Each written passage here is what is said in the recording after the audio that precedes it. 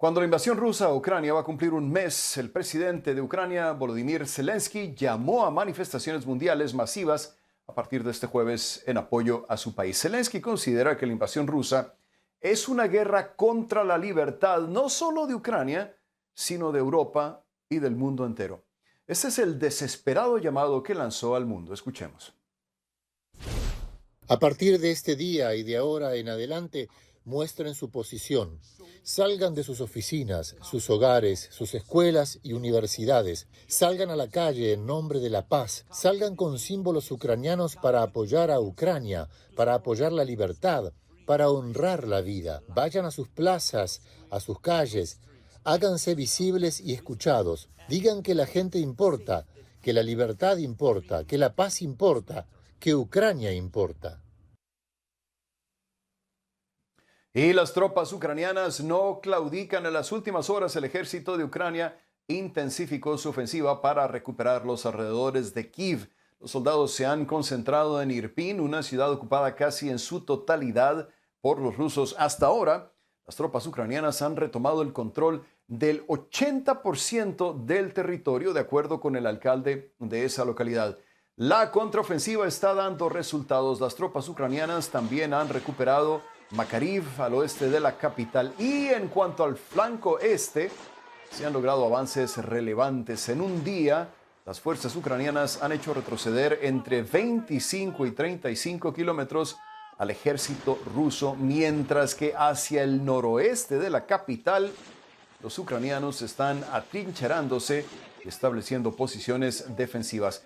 Nadie quiere ver que el paisaje desolado de ciudades como Mariupol se replique en Kiev. Estas nuevas tomas aéreas son representativas de la extraordinaria destrucción en Mariupol, en el sureste del país. La ciudad lleva semanas ya sufriendo los bombardeos constantes de las fuerzas rusas, y ahora a los ataques aéreos se suman los marítimos. Los buques de guerra rusos atacan también desde el mar de Azov con misiles de largo alcance y fuego de artillería.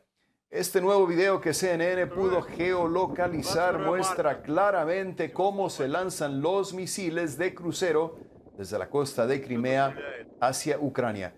El buque de lanzamiento estaba anclado justo al oeste de la ciudad de Sebastopol.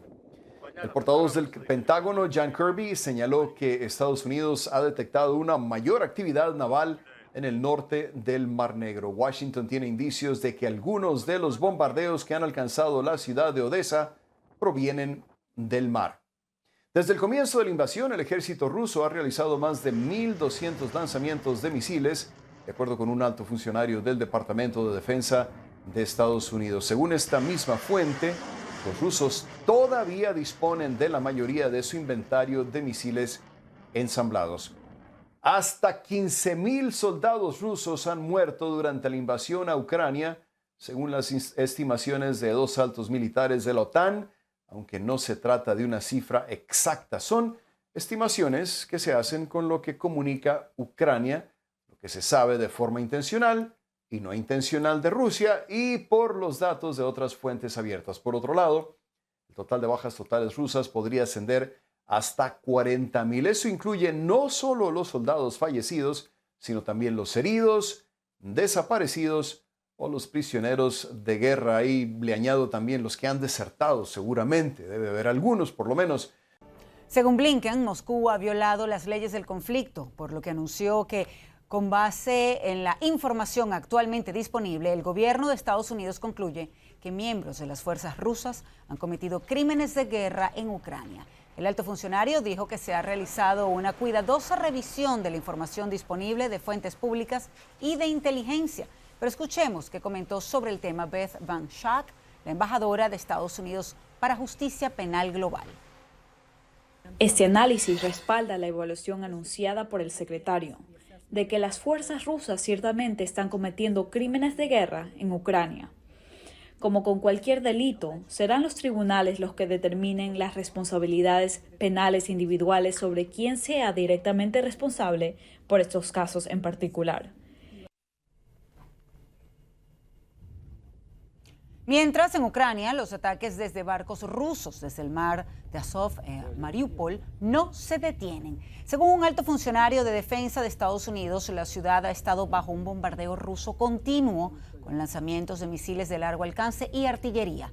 Las nuevas imágenes satelitales de Maxar Technologies muestran más incendios y destrucción en toda la urbe costera. Por su parte, el alcalde de Irpin, un suburbio de Kiev, dijo que las Fuerzas Armadas, la Defensa Territorial y la Policía de Ucrania tienen ahora bajo su control el 80% de la ciudad, a pesar de haber estado bajo constante bombardeo por las fuerzas rusas. El funcionario, quien también anunció que su casa había sido destruida, estimó que unas 6.000 personas todavía están en Irpin. Y dos altos funcionarios militares de la OTAN dijeron este miércoles que calculan que hay una cifra de entre 7.000 a 15.000 soldados rusos muertos en lo que va de la guerra. Las estimaciones están basadas en los datos de las autoridades de Ucrania, así como en la información extraoficial que se ha podido obtener de Rusia. Los funcionarios de Estados Unidos calculan un rango similar, aunque han expresado tener poca confianza en estos números. Y las cifras exactas de víctimas son difíciles de calcular. Pero una cosa es clara, el número de muertos ha aumentado y ha aumentado en ambos lados. Ivan Watson nos lleva al interior de un cementerio donde se está preparando, parcelas para enterrar a las tropas ucranianas y nos muestra qué hacen las autoridades con los cadáveres de los soldados rusos muertos en combate. Adelante. Este cementerio militar muestra la cruda realidad con la que Ucrania ha estado viviendo durante años. Todas estas cruces marcan las tumbas de los militares ucranianos que murieron luchando contra los separatistas, respaldados por Rusia en la región de Donbass desde 2014. Y de este lado tenemos nuevas tumbas dedicadas a dos bajas de la invasión rusa a Ucrania, que se inició el 24 de febrero de este año. Uno de los caídos es Mikhail Setraka, nacido en 1997, de apenas 25 años. Y si viene aquí, se ve algo más que recuerda lo sombrío que es este conflicto. Las autoridades han cavado decenas de tumbas adicionales anticipando la probabilidad de más víctimas en este terrible conflicto. Este camión frigorífico representa otro lado de esta guerra. Está estacionado afuera de una morgue de la ciudad y funcionarios dicen que está parcialmente lleno con los cuerpos de unos 350 soldados rusos. Hay otro camión frigorífico. Dicen que está estacionado en otra parte de la ciudad con alrededor de 400 cadáveres de rusos. Cuando se llega a este lado aquí, se puede oler el hedor de los cadáveres. Los funcionarios ucranianos dicen que están realizando pruebas de ADN de los muertos rusos y que luego enviarán estos cuerpos a la capital ucraniana para que eventualmente sean devueltos a Rusia y a las familias para un entierro adecuado. Ivan Watson, CNN, Dnipro, Ucrania. Terrible todo esto. Ahora, el presidente de Estados Unidos, Joe Biden, ya está en Bruselas, Bélgica, para participar en una serie de reuniones de emergencia sobre la guerra entre Rusia y Ucrania. Se espera que este jueves el presidente Biden anuncie nuevas sanciones en contra de políticos y oligarcas rusos, así como el rol de las fuerzas de la OTAN. El asesor de seguridad de la Casa Blanca, Jake Sullivan, adelantó a la prensa que también se prevén discusiones sobre un plan de contingencia para un potencial uso ruso de armas químicas o nucleares. Pero vamos con Claudia Rebasa, que nos acompaña desde Bruselas, con más información de lo que allí sucede luego que llegara además el presidente Joe Biden, una reunión de emergencia muy esperada ciertamente. Claudia, adelante. Hola Mariale, reuniones diplomáticas cruciales en este momento de ya un mes de la invasión rusa en Ucrania. Una cumbre extraordinaria de la OTAN, también cumbre extraordinaria de la Unión Europea y una reunión del grupo del G7. Tres temas importantes: más sanciones, como ya lo ha anunciado el presidente Joe Biden. Vamos a tener más detalles este jueves. También el apoyo militar y la ayuda humanitaria con más de 3 millones de refugiados que han salido de Ucrania. Si hablamos de la ayuda militar, esta noche escuchamos por parte del vocero de Downing Street, el primer ministro británico Boris Johnson tiene previsto anunciar un paquete especial de ayuda militar para Ucrania. 33 millones de dólares para las Fuerzas Armadas de Ucrania y 6.000 misiles de defensa va a anunciar Johnson para tratar de resaltar que esto es súper importante en este momento para que Ucrania se pueda continuar defendiéndose. Un tema que también será discutido a fondo con los aliados de la OTAN. El secretario general de la OTAN más temprano se refirió al tema y habló de la importancia de reforzar las tropas de los aliados y también determinar una estrategia a largo plazo. Escuchemos lo que dijo más temprano. El primer paso es el envío de 4 nuevos grupos de batalla a Bulgaria, Hungría, Rumania y Eslovaquia, además de nuestras fuerzas ya posicionadas en los países bálticos y en Polonia. Esto quiere decir que tendremos 8 grupos de batalla multinacionales de la OTAN en el flanco este, desde el Mar Báltico al Mar Negro.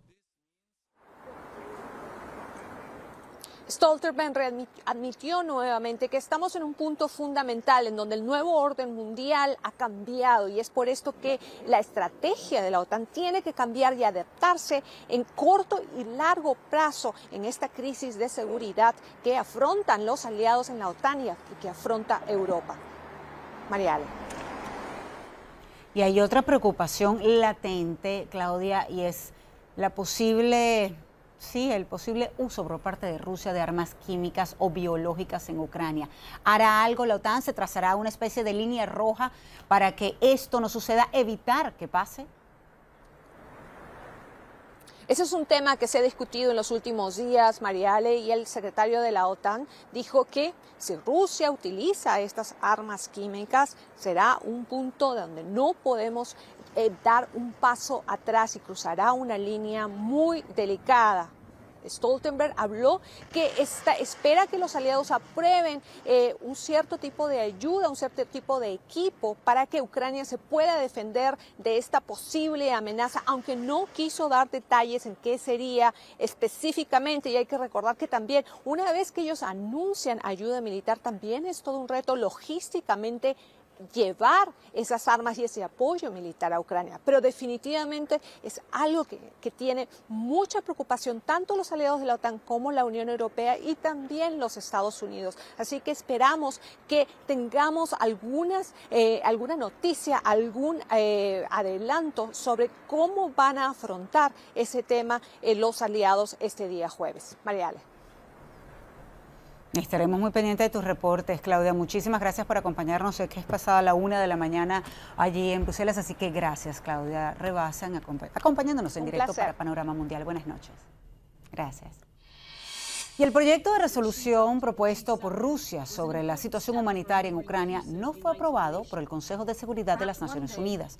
El representante permanente de la Federación Rusa en la ONU explicó que el proyecto es análogo a otras resoluciones humanitarias propuestas. Sin embargo, 3 integrantes se abstuvieron. Solo China dio el visto bueno. Se necesitaban 9 votos para aprobar la resolución. Y Volodymyr Zelensky quiere que todo el mundo salga a protestar contra la guerra de Rusia en Ucrania. El presidente publicó un video en Facebook en el que llama a tomar las calles este jueves, cuando se cumple un mes de la invasión. Además, volvió a hablar ante el Congreso, en esta ocasión, al de Japón. Zelensky pidió al Parlamento japonés que hagan una mayor presión continua sobre Rusia con la intención de restablecer la paz. En el discurso vía remota, el presidente dijo a los legisladores y a otros altos funcionarios que supuestamente Rusia está preparando un ataque con armas químicas dirigido a Ucrania. Y el Papa Francisco convocó a los fieles y a los obispos en el mundo para que se unan en una oración este viernes para pedir el cese de la guerra entre Rusia y Ucrania. El Vaticano informó que el pontífice dedicó unos minutos este miércoles a recordar a las víctimas, muertos, heridos, desplazados y numerosos soldados caídos en ambos bandos. Francisco agregó que en una guerra no hay victoria, sino que es una derrota para la humanidad.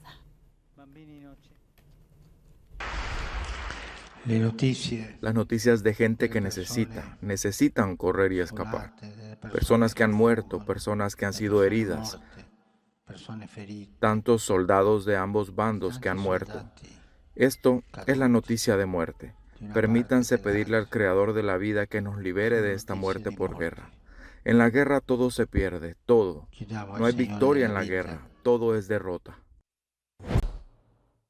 Sí, es mi tercer intento de salir del país porque a los hombres no dejan salir del país.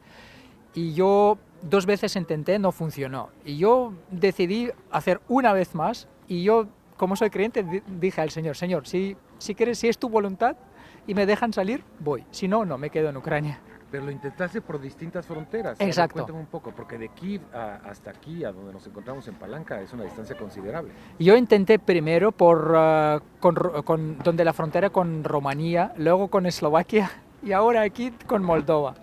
Y me funcionó con Moldova. ¿Y qué pasó aquí? A ver, ¿cómo fue que pudiste salir finalmente? Al principio, antes de acercarte a la frontera, hay un checkpoint donde hay los soldados ucranianos que te dicen sí o no.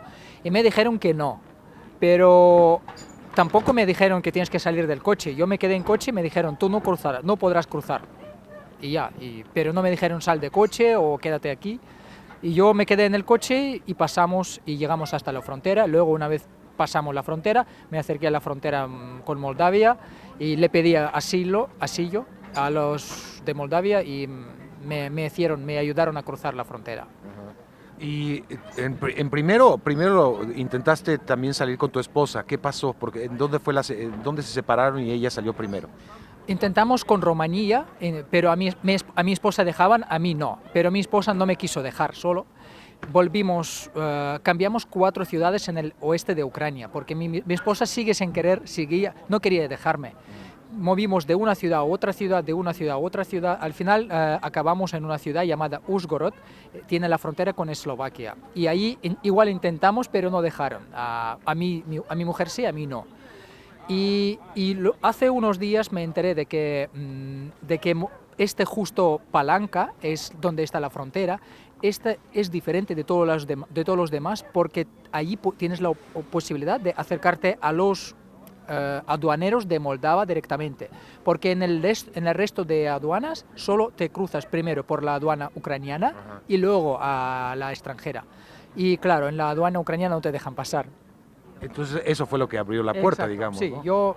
yo pasé este checkpoint con la ayuda del Señor, claro, y me dejaron pasar y yo me acerqué a los de Moldavia y les pedí asilo. ¿Eres creyente? Soy muy creyente y practicante y creo que el Señor me ha ayudado hoy, obviamente, a salir porque era un milagro. ¿Ya? Sí. Oye, ¿te vas a encontrar con tu esposa en dónde? Mi esposa va a cruzar la frontera en Uzhgorod y nos vamos a reunir en Eslovaquia para luego pensar a dónde ir. ¿Tienes dónde ir? ¿Tienes amigos? Yo tengo amigos en España, en México, tengo un montón de amigos en México que me llamaban, decían, tu casa es mi casa, ven aquí, pero yo decía que no puedo porque no me dejan salir.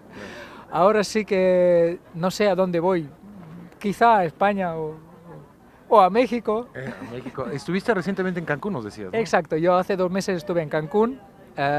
Lo pasé muy bien en la zona hotelera, tuvimos una conferencia allí y era un país paraíso. Y más que nada México es un país acogedor. Sí lo es. Oye, ¿cómo está la situación? ¿Cómo dejaste tu casa? ¿Por qué decidieron salir? Bueno, obviamente en Kiev está gran parte de las acciones hostiles de Rusia. Dejemos nuestras casas con mucho dolor y lágrimas, porque primero no hablo de las cosas que dejamos todos allí en un piso encerrado, pero más que nada toda tu vida se quedó allí. Ya de momento yo sé que mi barrio más o menos todavía está no está derrotado, pero muchos amigos míos se quedaron allí, algunos en la defensa, otros se fueron al tema militar. Muchos se han ido, pero es cuando tu vida cambia así, en un segundo. En un segundo me despierto por la mañana, mi mujer me dice llorando, ha empezado la guerra, no sé qué hacer. Y cuando salimos era el segundo día de la guerra, salimos de la ciudad con bombardeo, con misiles, y estás en un atasco y no puedes mover ni hacia adelante ni hacia atrás. Estás así atrapado y con explosiones y piensas, Señor, ayúdame, porque el siguiente misil puede meterse, tocarme a mí. Sí. ¿Tienes hijos? Yo no tengo hijos, pero todo el rato viajábamos con una gata. Sí, no la abandonamos, la cogimos con nosotros y... ¿Y se fue con tu esposa? Sí, ahora está con mi esposa en Uzhgorod y mi esposa me espera en Eslovaquia para cruzar cuando yo esté allí. Siendo creyente, ¿esperas que esto termine pronto? Yo creo que el Señor, sinceramente, aunque parece raro, pero el Señor sí que ayuda a la gente y al país. Y hay muchos fragmentos en la Biblia cuando el Señor ayudaba a los países hasta ganar. A pesar de las tropas, etcétera, etcétera, la Biblia dice que la gente, no sé exactamente cómo, pero un mensaje es el siguiente, que nosotros podemos hacer lo nuestro, pero al final la victoria la da el Señor. Y yo creo que con toda nuestro esfuerzo, el Señor nos ayudará a ganar. No sé cuándo, pero yo tengo esa esperanza de que acabe pronto. ¿Tus padres viven en Ucrania? Es curioso porque mi padre vive en Rusia y en San Petersburgo y es muy pro-Putin, es muy pro-ruso, le da mucho apoyo a Putin, sí, es muy curioso. Y mientras mis hermanos que viven allí no. Así que yo quiero decir que los rusos, aunque parece que no tenemos la guerra con rusos, sino con Putin y su equipo. Que muchos rusos, no digo todos, pero muchos rusos no apoyan a Putin en su política.